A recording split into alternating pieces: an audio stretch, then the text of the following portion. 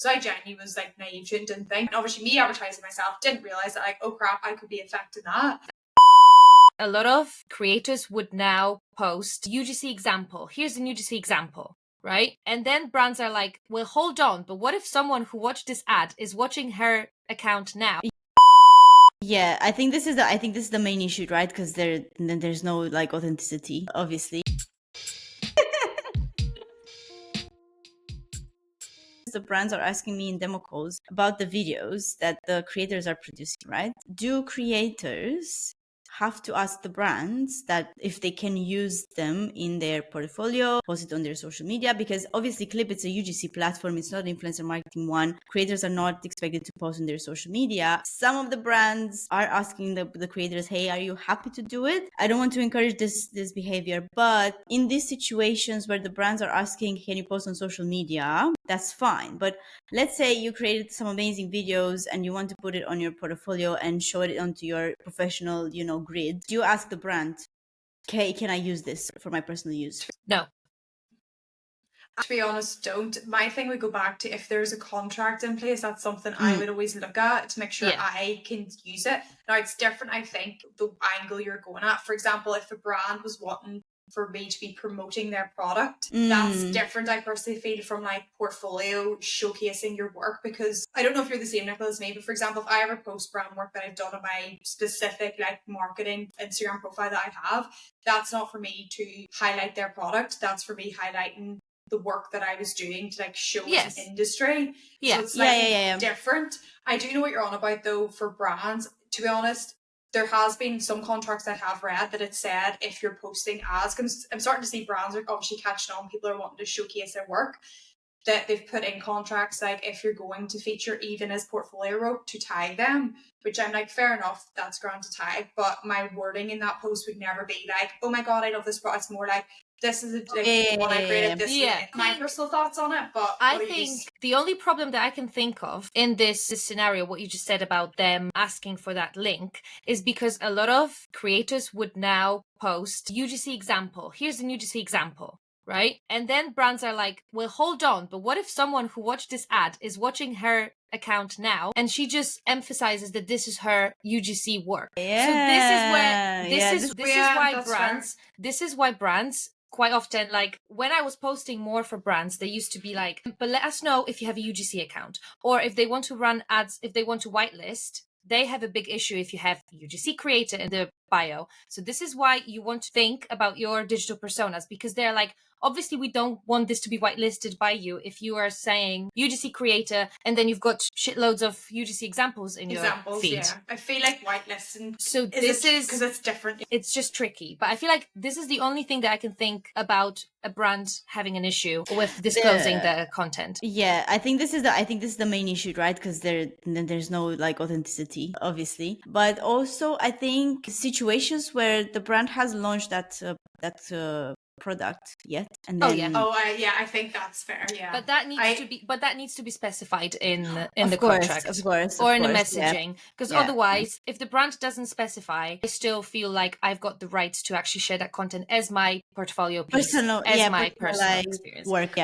I do actually, this is quite interesting because I never thought about that, but I guess if I wanted to use that content as a promotional material in terms of paid ads, if I was to run paid ads with my own content, but actually as a UGC creator, so like basically buy my video because look how amazing this one was. It is, this can be tricky, and now I wonder if that's why when the content creators, the massive ones who are selling their classes and stuff, like master classes, they have such generic content in their ads, like travel, them having a coffee. It's because they probably just can't disclose that content in their paid advertising. I'd agree that they could, because I think too, taking it back to like simple terms, like you're being paid for a service that they're buying off of you, then that's their content to use. So like I completely agree that I'd be like, I wouldn't think it would be fair for them then to run an ad showing, look at what I done, for this brand because it's like they paid you, and probably they could have paid you ad usage too and stuff and that. Yeah. So it is a tricky one, to be honest, because I do understand, but then I think it comes back to too simply that UGC is authentic looking content. It's not a fully authentic content though either, because it's like, if you look at it from the perspective, like technically we're paid actors making content appear realistic, appear real, then, but that's, I feel like, to be honest, that's a full discussion, another podcast about it, because definitely it's a tricky like, one. That is UGC it's a really good authentic? question, it is or not? It's authentic looking is the style. I feel well, that's my personal thing on it. It's like my job to make it come across authentic looking. Yep. But also too, a lot of the time it's up to the brand how authentic they want it to look, because some brands want it like product positioning, other brands want it to be like product really obvious. I think it just comes back to the question of, we tend to look at our content as creators. So we are not considering our feelings towards a video if we weren't actually in the middle of the industry. So if my mom saw that video, she wouldn't even think about it. Oh, this is authentic looking content. She would just look, oh, someone enjoyed the product, you know.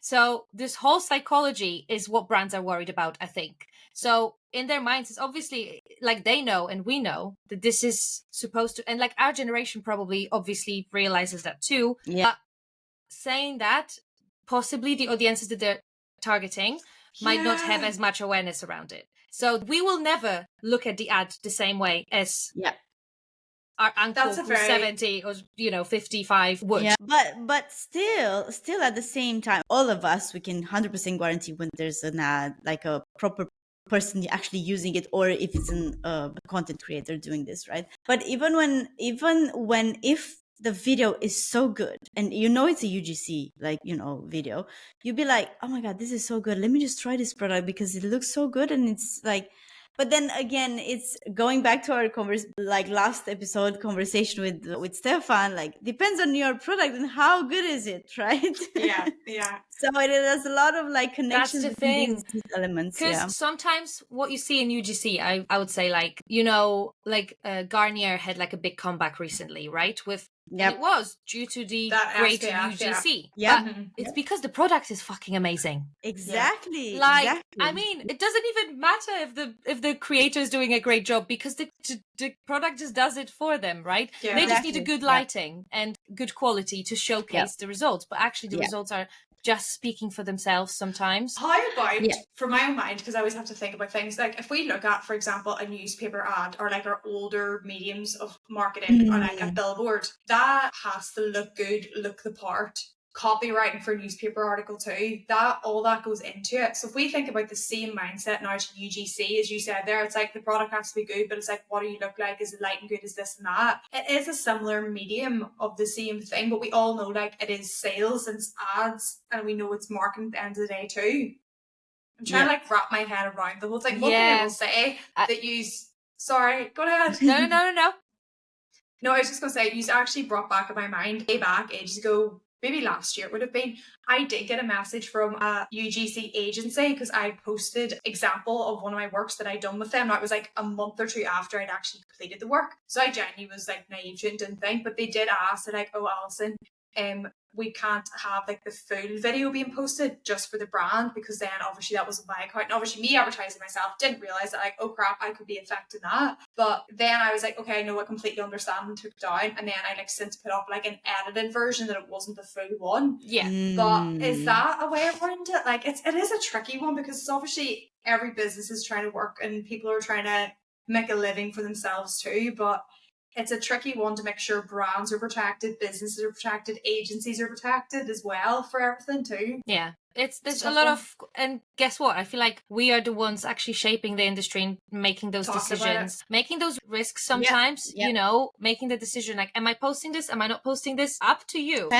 I guess we'll see what happens, right? Because there's no set of rules. There's no like, even the contracts. Even if you have a brilliant contract set up, there's always going to be some questions and some fluidity about it, Yeah, like some work around it. Yeah, and it's like, depending when you're posting this, Ali, from looking at your example, obviously you didn't do that maliciously, because you were like, oh, fair enough, actually didn't even think about it, sorry, out, right? But some people would be like, Yeah. they would be like, you can just like, I think, yeah. But I think it was back with like everyone always, I think, has to be open-minded, but from like both parts in terms of like when you're doing it, you have to think it's a new industry and people don't know the industry standards just yet. And I feel like it's like conversations like this, trying to talk it out and think the difference of opinions and stuff as well. And it's definitely bigger brands who unfortunately will be more decision making in this, because they would have in-house teams who are actually setting up those campaigns. They're actually drafting the contracts,